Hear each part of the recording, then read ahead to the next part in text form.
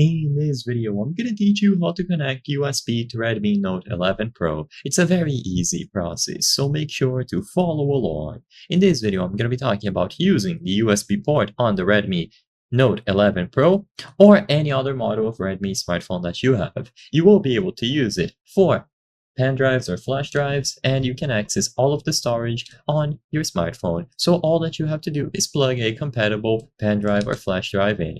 Usually they are going to be USB-C. You might be able to connect another one with a different connection type as long as you have the proper adapter. So for example, from USB-A to USB-C.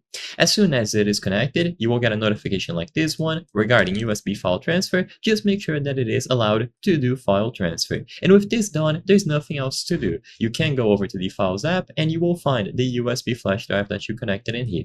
You can access the storage to move files between the flash drive and your smartphone, or the opposite. It is easy to do, and all that you have to do to connect the USB is to plug it in with the port available here where you charge your device. If it isn't compatible, then grab the proper adapter for example, USB-A to USB-C, and the adapter will convert it into the proper connection type.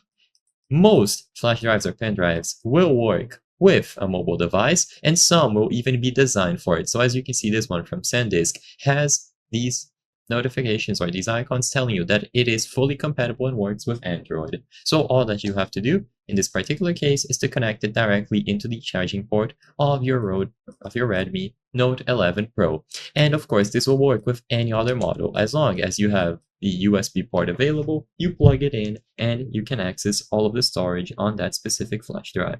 I hope I was able to help you on how to connect USB to Redmi Note 11 Pro.